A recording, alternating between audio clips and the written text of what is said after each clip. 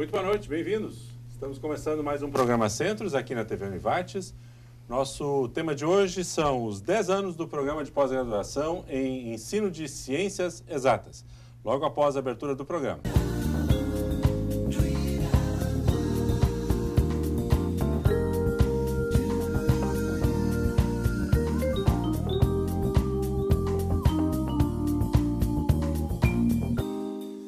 Muito bem, começando o nosso programa Centros, 10 anos do programa de pós-graduação em Ensino de Ciências Exatas.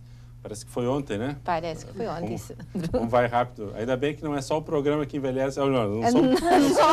Não somos só nós, né? O programa também. Exatamente. As nossas execuções também, os nossos projetos, tudo vai se consolidando. Conosco, para abordar esse tema, temos aqui a professora Marli Quartieri, que é coordenadora do mestrado em Ensino de Ciências Exatas. Também a Elise Dente, que é aluna, egressa, já formada, né? Já mestre do programa, né? A professora Miriam Marque, que é docente do programa de pós-graduação, e também o Júlio Rosseto, que é aluno de mestrado, então, dentro do programa. Ser professor, né? Ensino de Ciências Exatas, mais propriamente dito, mas é um curso de formação em mestrado na área da docência, e inevitável que a gente comece falando um pouquinho sobre essa questão da formação do professor, né? Antigamente o professor era dom, depois foi lá para as escolas de magistério, né? Isso. Hoje um mestrado é fundamental. Mais um passo importante nisso. Como é que está o processo de formação? Por que essa formação continuada, esse conceito?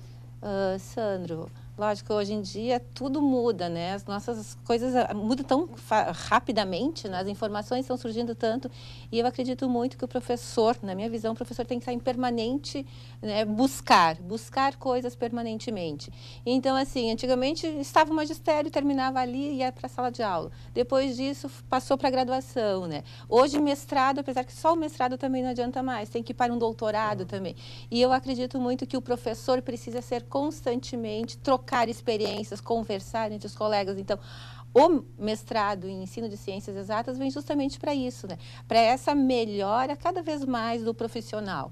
E mais na área de Ciências Exatas, né? Ciências Exatas sempre é visto como aquela área onde os alunos têm mais dificuldades, onde os professores também têm mais dificuldades. Então, quanto é importante nós trocarmos ideias entre a gente, não é? Conversarmos para continuarmos nos aperfeiçoando, procurando metodologias diferentes, buscando novas formas de ensinar, mudanças nessas práticas desse mundo todo globalizado que hoje está tão, né? E o aluno vem com outra visão, não é mais aquele mesmo aluno de antes, não é? Então o professor precisa estar nesse constante buscar, e nesse sentido que o nosso curso pensa, né? Desse professor que está constantemente na sua busca, no seu aperfeiçoamento, que eu acho que isso que é importante, né? Claro. Estar se modificando, estar se mudando, estar mudando a sua prática docente, né? Certo. Que ele é totalmente para a prática docente. E a própria característica do nosso curso, né? Que ele é profissional, né? Certo. O nosso mestrado é profissional. Há mestrados, até para esclarecer, há mestrados que são acadêmicos e profissionalizantes, né? Então, os acadêmicos, eles têm uma ênfase mais específica no processo científico, na questão mais voltada para a docência propriamente dita, ou a pesquisa, mais para pesquisa, né? Pesquisa na academia. Isso, mais teórico. E o profissionalizante não, ele tem esse foco no mercado, né? Inclusive, sendo, né, na área do ensino, é necessário que ocorra uma intervenção. Então, o nosso mestrando, para o seu trabalho final, né, a dissertação, é necessário que ele faça uma intervenção, ou sala de aula, de alguma forma faça a intervenção, ou com formação de professores, ou na própria sala de aula com seus alunos. Então, é necessário essa intervenção, esse diferencial do acadêmico. Não né? basta então, só um trabalho teórico lá no seu bibliográfico, né? A sua dissertação não é o suficiente, tem que haver... Então, esse repensar na nossa prática pedagógica é fundamental, né? Eu acho a questão é que nós estamos sempre buscando, até porque o perfil do nosso aluno mudou. Nós estávamos comentando mesmo na própria aula que nós temos os nativos digitais aqui, né? Os que já nasceram no período da internet, claro. tanto em nível fundamental, no ensino básico, como no ensino superior. É esse perfil de aluno que nós temos, né? Sim. Então, nós professores precisamos, em constante, em constante mudança, em constante aperfeiçoamento, para que a gente consiga fazer um bom trabalho em sala de aula. Enfatizando que o próprio nome já diz, né? O programa de pós-graduação não é uma pós-graduação em ciências exatas, é no ensino de ciências exatas. Quer dizer, o foco, a metodologia, é o processo de ensinar um conteúdo específico, mas... Assim como o aluno novo agora, dessa primeira turma, né? A gente percebe muito a reflexão em sala de aula. Isso. Eu estou em sala de aula, então a gente percebe que quando a gente vem para cá, com as metodologias das professoras, a gente chega lá e a gente revê a nossa prática. Certo. Uma prática totalmente diferente, então a gente repensa. A questão de formação continuada para repensar a nossa metodologia. Sempre buscando a qualidade com o aluno, né? Visando um melhor sistema para o aluno aprender, né? Sim. Até porque eu imagino que com vocês aconteça, e isso é em todas as áreas, não é só em ciências exatas, mas a gente sempre tem uma tendência a replicar aquilo que a gente viveu. O ensino que a gente aprendeu na prática, né? E o professor, ele leva, eventualmente, suas primeiras experiências para a sala de aula, mas ele tem que estar toda hora olhando, para onde, como mudar, o que mudar, né? Onde vai? A gente é acostumado a um método tradicional de ensino, Sim. né? Decorar e fórmulas e tal. Agora a gente tem que rever isso, porque isso não chama a atenção dos alunos. Certo. O jeito deles ver a sala de aula como mundo digital, eles estão fascinados pela internet. Então, se nós não atrair a atenção deles, não vai ter o resultado que a gente tinha antigamente. Hoje a gente tem que saber um pouco de cada coisa. Antigamente se sabia muito de poucas coisas, que a professora Márcia comentou na sala de aula antes, né? Sim. Uma fala que interessante, né? E eu acho que isso é importante, isso que o Júlio comenta, né? A formação continuada passa pelo repensar, refletir sobre a prática docente. Então, quanto é importante eu ir para a sala de aula, fazer uma metodologia diferente, mas pensar sobre ela, refletir sobre quais foram os pontos positivos, negativos, o quanto isso melhorou. Eu, como professor, pensar. Então, a formação continuada é importante nesse sentido. Fazer com que o aluno, com que o professor repense constantemente sua prática pedagógica e para melhorar, lógico, qual é o nosso objetivo como professor? Os processos de ensino e aprendizagem do aluno, foco no aluno, na aprendizagem. Resultado final lá. Isso, para melhorar cada vez mais, né? E aí, nesse sentido, que a formação dentro do nosso curso pensa, né, nesse sentido. Eles tenham essas experiências aqui diferenciadas para trabalhar depois em sala de aula, né? Elise, tu já concluíste? Concluíste agora recentemente? Ou... Sim, em... Março. Maio. Então, Maio. Maio, foi maio, 29 de maio. Como é que foi essa experiência? O que tu traz assim, de ganho, de relevante para esse processo? Puxa, como é que eu era antes e o que é que... Quem sou eu agora? Na verdade, eu sou egressa do curso de Ciências Exatas, aqui, né? Da Univates. Então, como licenciatura já. O mestrado, para mim, foi uma continuação, né? Foi um aperfeiçoar, um relembrar, né? As disciplinas todas do mestrado, como as profs estavam comentando, né? Elas nos fazem... a gente vem aqui, volta para a escola e sempre este vai e vem repensando, revivendo. Hoje, várias das minhas práticas já mudaram em sala de aula, eu já penso mais no meu aluno, eu instigo a pesquisa nos meus alunos também, sempre que possível, né? Não, porque eles também podem estar relacionando a questão das vivências deles com a pesquisa, né? Então, acho que esse é um dos pontos fundamentais que eu inseri no meu trabalho de escola, é tornar o meu aluno também um pesquisador e não só um receptor de conteúdos, né? E trabalhei com modelagem matemática, então faço uma relação disso quando trabalho com a matemática. Na física também estou começando a tentar casar uma coisa com a outra, para que eles não vejam mais aquela coisa física só com uma fórmula pronta, como uma resolução de exercícios, que eles também enxerguem da onde vem tudo isso, né? E com certeza a minha maneira de eu me pensar como professora também faz com que seja alterado. Eu vejo aqui muito na fala de vocês a questão de como o resultado, o aluno é o grande objetivo. Quer dizer, o professor hoje não basta estar formado, estar concluída a sua formação, mas ele tem que estar toda hora voltando lá para o seu processo, seu desafio, sua formação do aluno, seu resultado com o aluno e repensando o seu fazer, a sua metodologia, a sua formação, sua prática, a sua visão de mundo, a partir do que o aluno traz como realidade que ele vai trabalhar.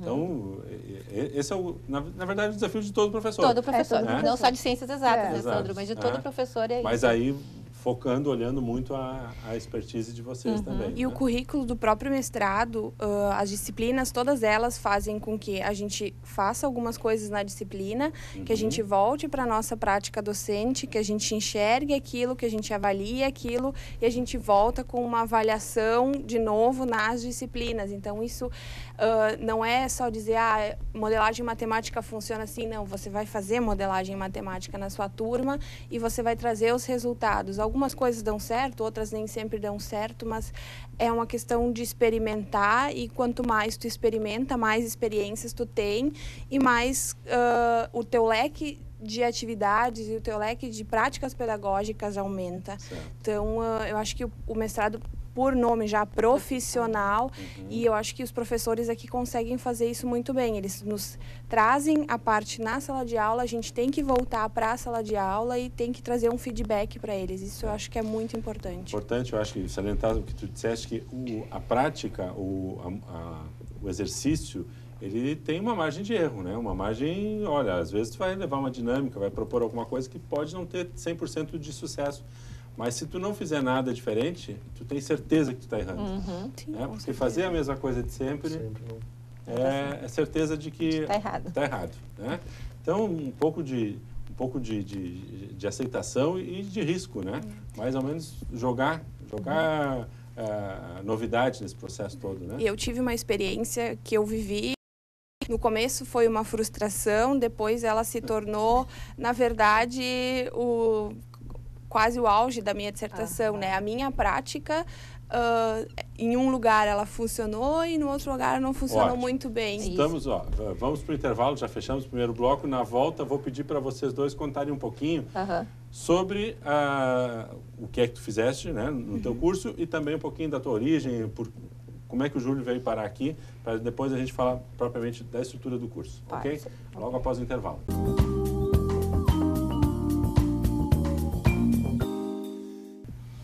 Programa Centros, segundo bloco. Nosso programa de hoje estamos falando sobre os 10 anos do programa de pós-graduação em ensino de ciências exatas aqui da Univates. Bom, há 10 anos atrás, professoras, o que era o contexto? O que é que nos levava a pensar num mestrado profissionalizante?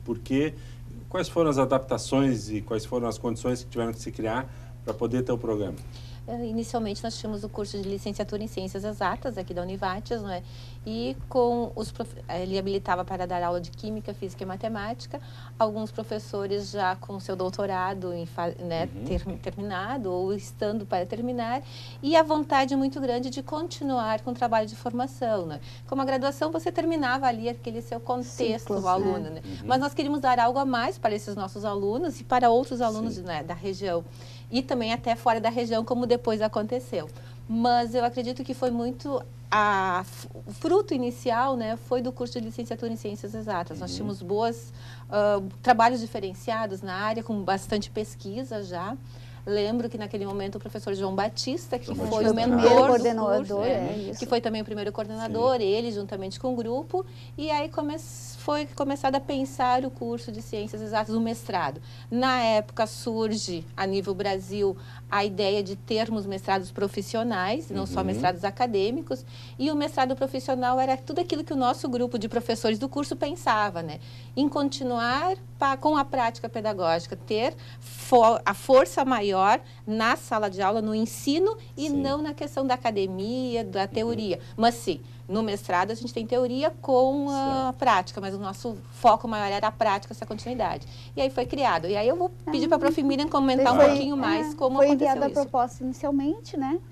Nessa primeira proposta não foi aprovada.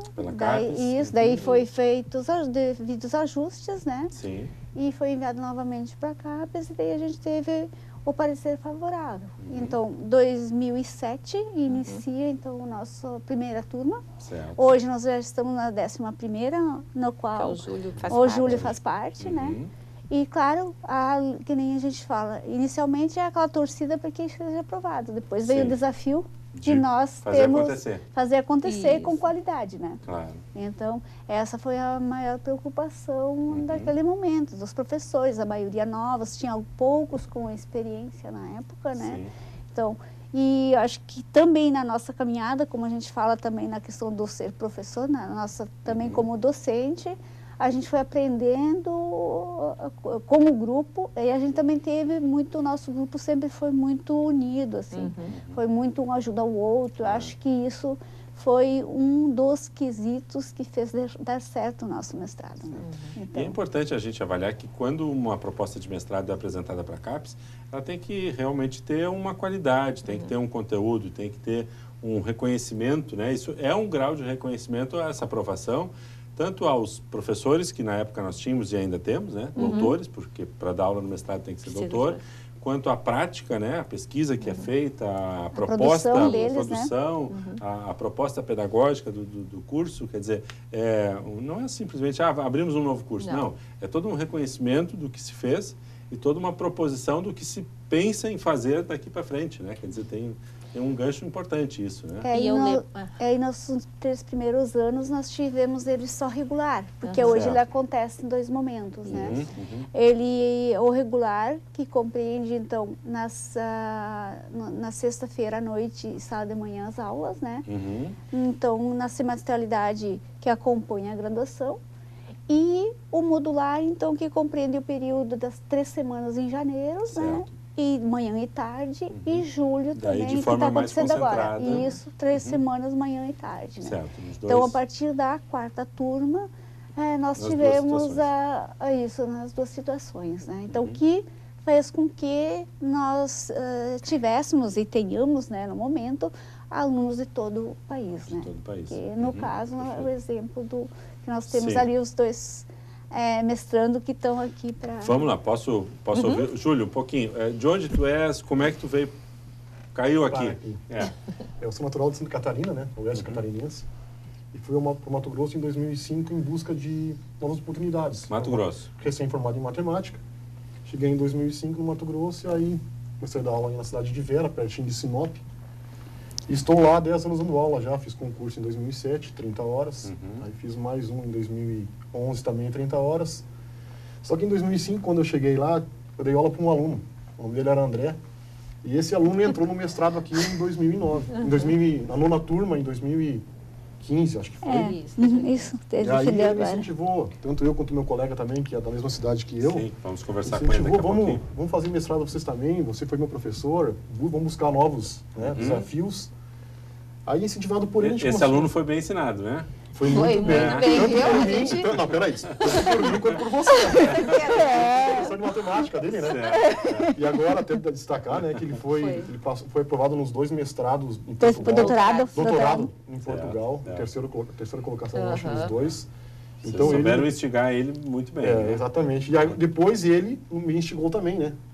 Porque eu fui professor dele, agora eu segui ele na questão do mestrado. Né?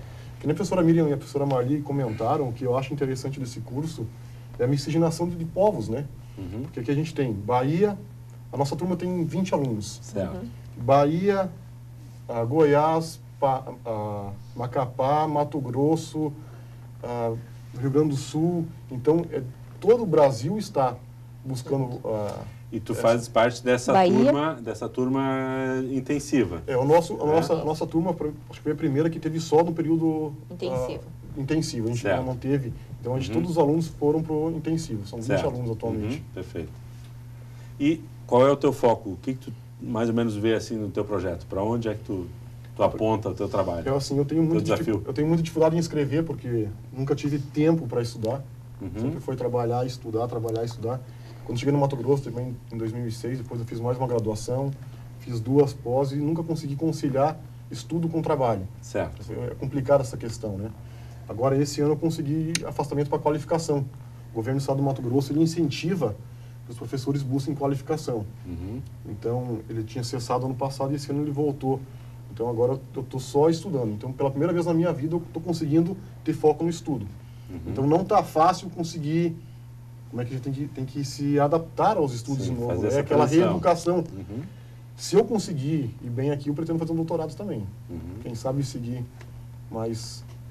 Tu começaste, então, esse ano e a tua projeção é encerrar o mestrado... No final do ano que vem. Final de 2018. Final de 2018. Com 24 meses no máximo. Né? 24 Quem está com uma folga para estudar tem que terminar no prazo de 24 meses. Né? Sim, precisa aproveitar. É que os 3 primeiros meses desse ano não foi nada fácil, porque eu estava 60 horas em sala e mestrado. Então eu estava prestes a desistir, porque não tinha tempo. É família, estudo e trabalho. Aí saiu, não dá para fazer tudo bem, né? É complicado. Aí, graças a Deus, saiu essa nova portaria do governo do estado que liberou para a licença de qualificação, onde está abriu umas portas de novo. E aí tu passas agora esse período de julho aqui e retorna para a tua cidade, mas com ênfase no projeto. Estudo, projeto, aplicação em sala de aula. A gente agora vai ter está tendo disciplina de Java, que é uma aplicação em sala de aula. E vai ter concurso público no nosso estado. A gente vai fazer um projeto para trabalhar com nossos colegas, para ajudar eles no concurso. Fazer uma aulinha em particular, né, para colaborar com nossos colegas no concurso também. Professores, nesse caso, quando o Júlio volta para lá, ele tem um acompanhamento à distância do programa. Assim, né, Sandro? Nesse regime intensivo, como o Júlio participa e outros também, né, as aulas são concentradas. Então, eles têm aula manhã e tarde, né, com aulas, teorias e discussões. Mas durante o semestre, eles têm as suas atividades. Os trabalhos são feitos durante o semestre. E como a Elise também comentou há pouco, a gente tem muita ênfase na prática pedagógica. Então, quase todas as disciplinas, a ideia é prever uma atividade prática em sala de aula para refletir e depois fazer um escrito sobre isso.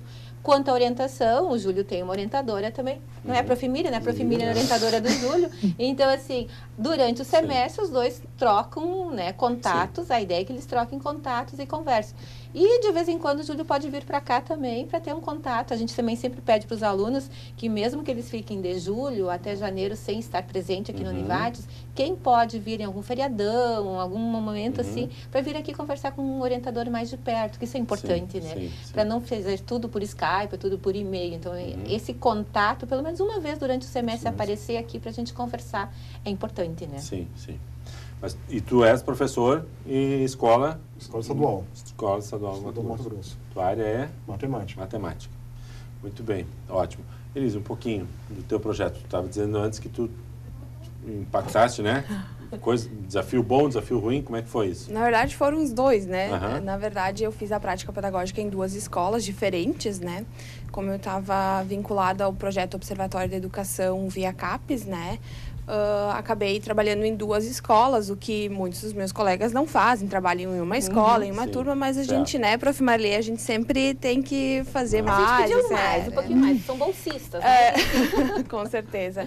E uma das minhas práticas não foi aquilo que eu pensei que ia ser, né? Eu já tinha tido algumas experiências com modelagem matemática nas minhas turmas, inclusive numa das disciplinas do mestrado que, entre aspas, nos prepara para essa questão de projeto, de qualificação, que nos prepara para a própria intervenção, né? Então, eu já tinha uma ideia do que eu achava que eu ia encontrar como resultado de pesquisa, né? Todo pesquisador vai e já pensa, né? Mais ou menos o que acha. É uma expectativa. E numa funcionou? Numa funcionou, resultados, assim, que eu penso na modelagem matemática excelentes, né? E na outra da literatura, mais ou menos. Isso aí. Tudo que eu tinha lido, de trabalho, a hipótese confirmou tudo que eu tinha lido sobre modelagem matemática, naquela uma turma, exatamente como tinha que ser. E na outra turma não foi bem assim, né? Por um contexto de turma, né? Nem tanto de escola, porque as 2 escolas eram escolas públicas, então não tinha essa diferenciação, né? Mas no contexto de turma, o envolvimento da turma foi completamente diferente. Então, assim, depois de 2 aulas, eu já dizia, beleza, não vou encontrar nada, vai ser não sei o quê, não sei o quê. E hoje, depois, né, claro, revendo todos esses resultados, né, e repensando com a minha orientadora, a Prof. Márcia, e com a minha co-orientadora, a Prof. Marli, a gente percebeu que eles foram resultados muito importantes, né, que hoje na minha dissertação chamam-se resultados ou questões para se pensar, né, onde trabalho em grupo não funcionou, onde pesquisa não funcionou, né, e que, na verdade, na minha dissertação eu trago como já um caminho para o doutorado, né? Vamos para o intervalo de novo, mas eu já vou te deixar uma pergunta para depois a gente... Onde foi que tu aprendeu mais? No que deu certo? Tá? Na hipótese confirmada ou na hipótese não confirmada? Depois tu nos explica um pouquinho isso, o teu desafio e para tua, tenho certeza, para o teu doutorado também. Tá? Já voltamos, vamos a um breve intervalo.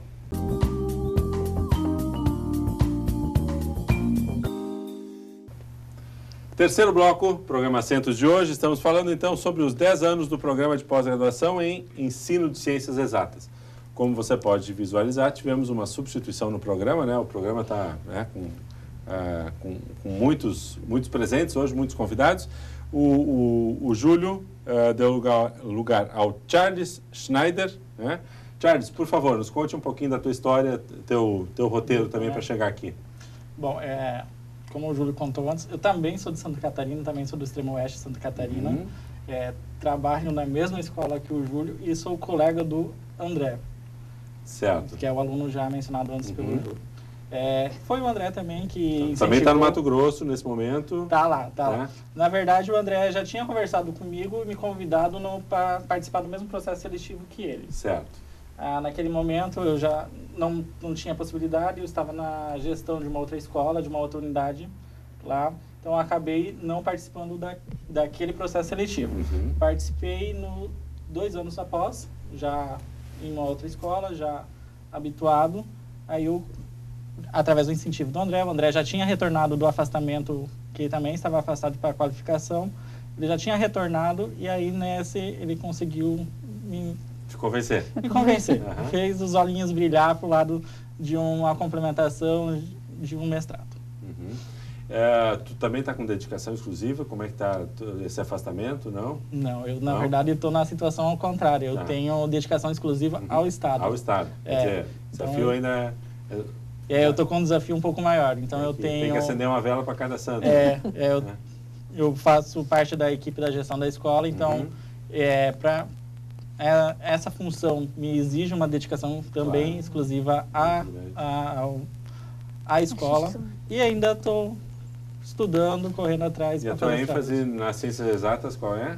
Bom, a minha formação inicial é ciências contábeis, eu sou contador por formação e estou trabalhando com educação financeira. Certo. Quer dizer, novos conceitos que vão permeando para dentro do curso.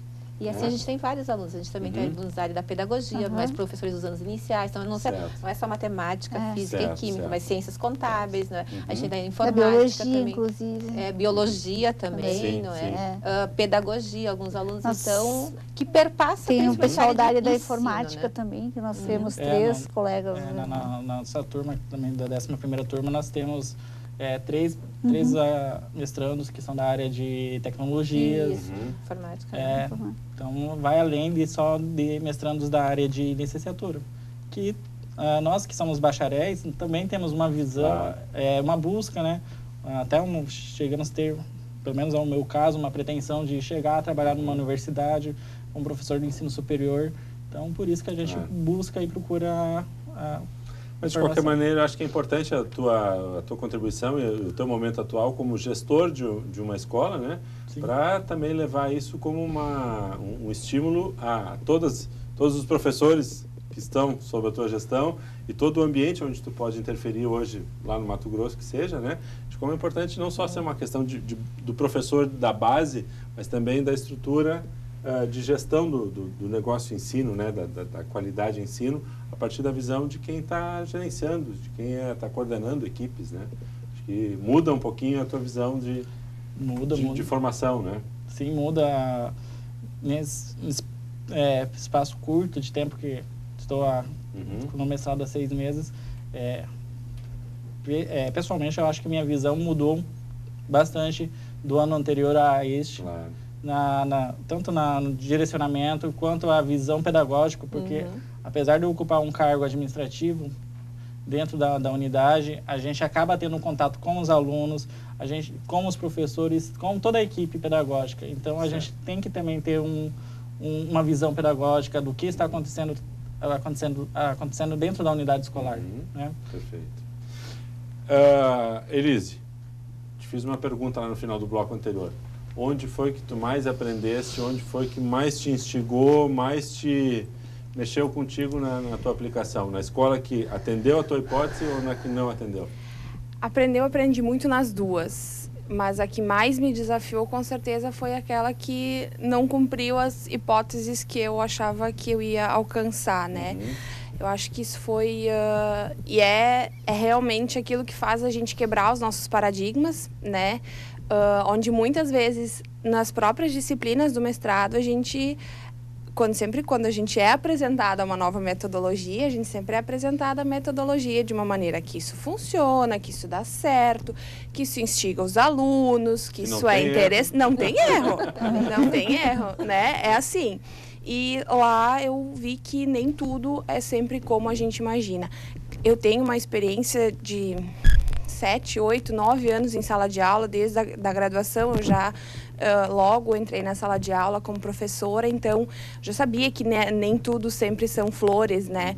Mas eu acho que depois que a gente entra nessa fase de mestrado, a gente já começa a pensar que, bom, a gente já está fazendo uma coisa diferente, a gente sempre está pensando no aluno e a gente sempre acredita que aquilo vai retornar da mesma maneira e com a mesma vontade, com o mesmo gosto para a gente. E nem sempre acontece, né? Mas eu acho que isso foi uma quebra de paradigmas muito grande, tanto para mim quanto para as minhas orientadoras, porque a gente teve que encontrar um lugar para contar isso na minha dissertação, que não foi fácil, né? Então, porque é um resultado que eu não posso omitir. Ele é um resultado de pesquisa. Ao meu ponto de vista, ele era um resultado péssimo de pesquisa. Hoje eu já vejo ele como um resultado bom de pesquisa e que já me instiga para continuar essa minha formação no doutorado. Então, ainda não sei muito bem de que maneira, mas são questões para que eu possa também continuar sempre pesquisando. E eu acho que aí que está a questão. Tem que sempre ter alguma coisa que nos mova, né? Claro. Tanto como docente, né? Hoje é a satisfação dos meus alunos, amanhã talvez a insatisfação deles. É isso que me move, é isso que me moveu e isso que vai me mover para o resto da vida, a buscar sempre novas experiências, né? Então, eu acho que tá aí. Aprendi nas duas, mas aonde eu fui mais instigada, com certeza, mais desafiadora, foi onde eu achava que não ia dar certo. E eu acho que assim, né, Sandra, se eu posso colocar como co-orientadora da Elise naquele momento, né, o quanto a Elise eu só queria coisas boas. E a gente realmente numa dissertação, se a gente for ler várias dissertações, você faz uma revisão de dissertações. Eu no meu doutorado eu fiz uma revisão de 84 teses de dissertações sobre modelagem. E todas falavam só coisas boas da modelagem. E isso que aconteceu com a Elise, com certeza devem ter acontecido com outros trabalhos, mas eles não contaram, não apareceu. Porque como diz a Elise, a gente só quer mostrar aquelas coisas legais, né? Mas a pesquisa é isso. E eu acho que isso é um diferencial também da pesquisa do mestrado profissional. É uma prática que eu faço com os meus alunos.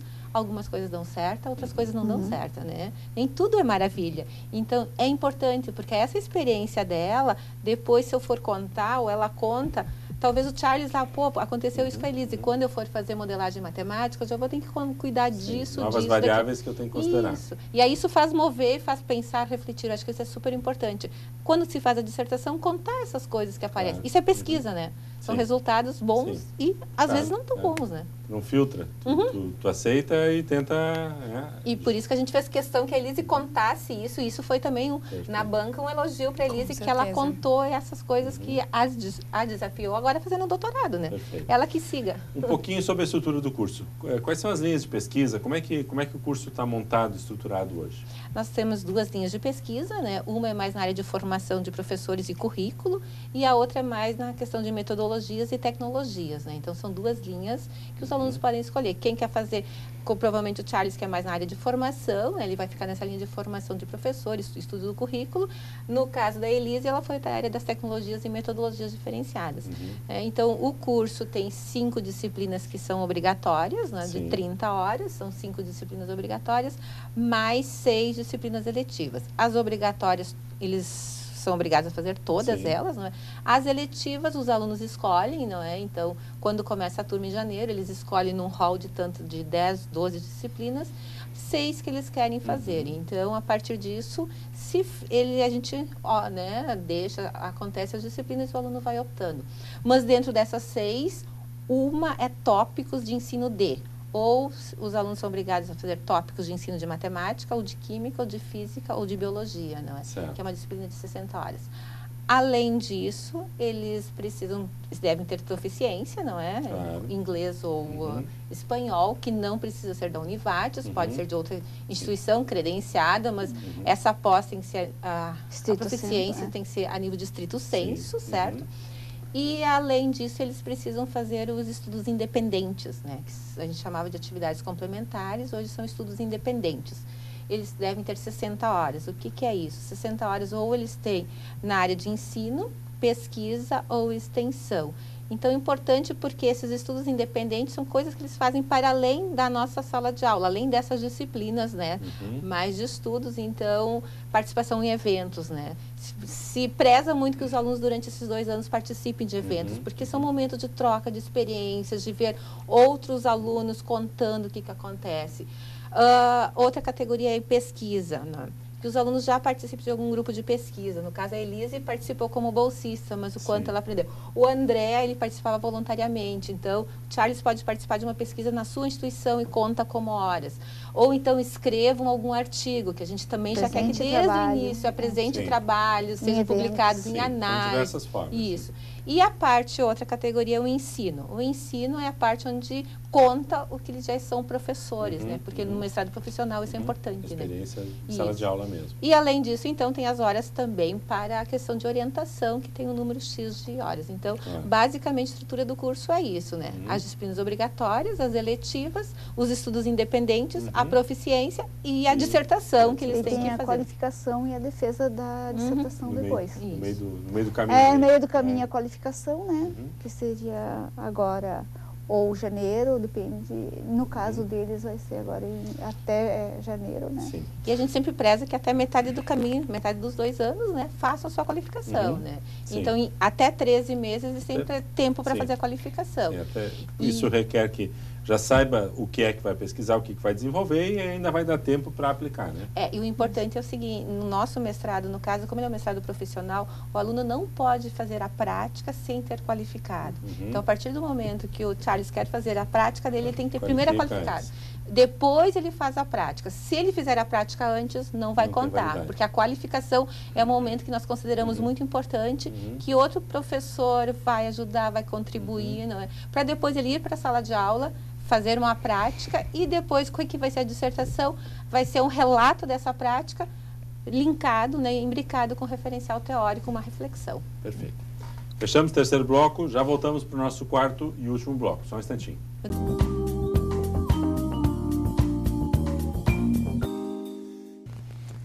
Quarto e último bloco, já rápido. Nosso programa sobre... o conteúdo é Programa de Pós-Graduação em Ensino de Ciências Exatas.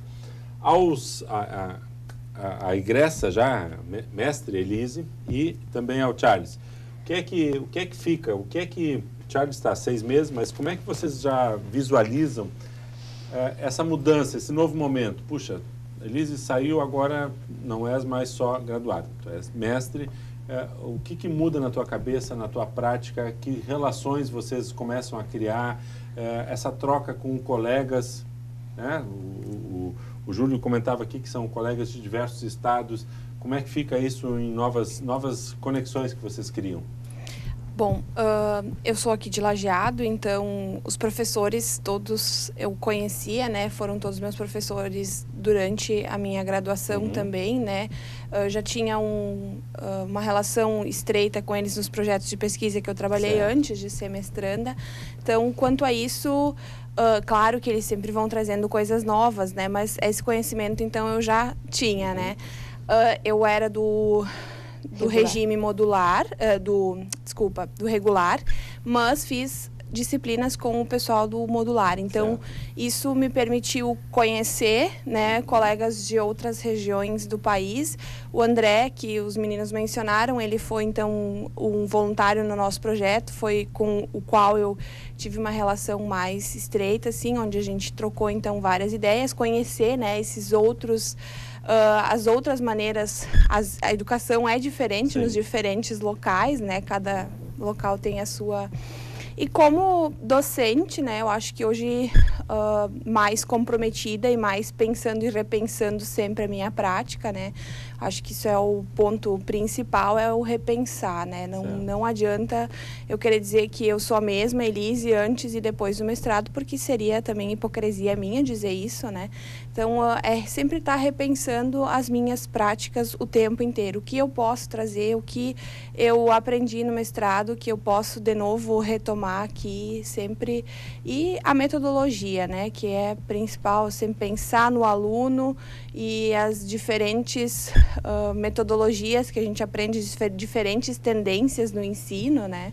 Então, isso eu acho que é o ponto principal dessa minha nova caminhada, né? E que vai seguir com certeza.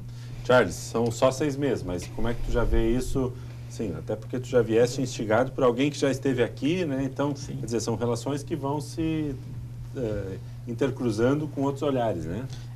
Que nem a Elise comentou, eu acho que nesse sentido mesmo. É a questão de refletir a metodologia, o que vem acontecendo. Dentro da unidade onde que eu trabalho, nós sempre brincávamos até com os professores da área de ciências humanas, porque eles usavam muito, a gente acreditava, né? Tinha uma visão, nós que éramos de outras áreas, das exatas, ou que eram do quadro administrativo, do excesso que eles usavam a multimídia. Era data show toda semana, era sala de vídeo toda semana, era laboratório de informática toda semana. Então, a gente sempre via aquelas aulas como basicamente matação de aula mesmo. A gente sempre dava aquela julgada. E hoje, após esses 6 meses, a gente já percebia a questão de outras metodologias, de outras formas de ensinar, que não é necessário estar lá no quadro, giz e apagador na mão, falando continuamente, aquela aula expositiva, cansativa. Então, já mudou bastante essa minha visão quanto aos colegas, né? E a questão da cultura. A cultura também, quanto à educação, fazendo um mestrado que é intensivo, com colegas de vários estados, que já foi mencionado, a gente tem várias realidades diferentes, várias situações dentro do nosso estado mesmo. Nós estamos em quatro mestrandos de Mato Grosso.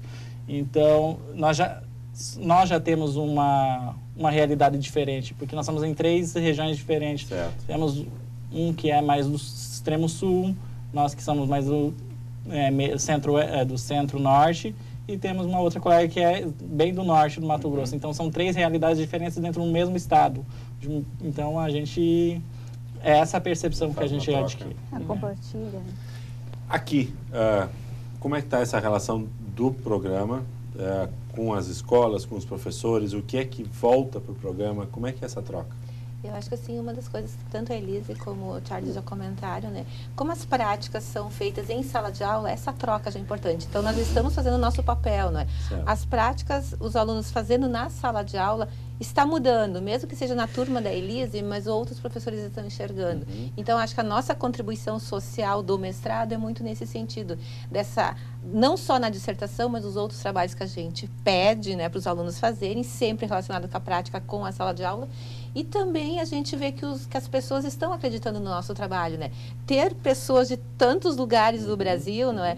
E eu posso dizer, a gente tem, assim, acho que são 60% de estados diferentes do Brasil. Desses 10 anos, a gente fazendo o levantamento, né, Sandro? São muitos estados que nós já atingimos. E eu acredito que cada um desses deixou a sua sementinha, né? Não é só o André que estão falando aqui, mas outros alunos que vão trazer, olha, o João fez aqui o seu mestrado, então foi legal, ele vai trazer mais alguém. A gente está fazendo contribuição, porque a gente está trabalhando com a formação de professores. Certo. E nós acreditamos nessa mudança da prática, nesse sentido. E a grande maioria faz relato de colegas que já frequentaram, que fizeram, e que estão fazendo justamente porque foi incentivado por esses colegas. Então, alguém os incentivou, estimulou, né? Essa propaganda...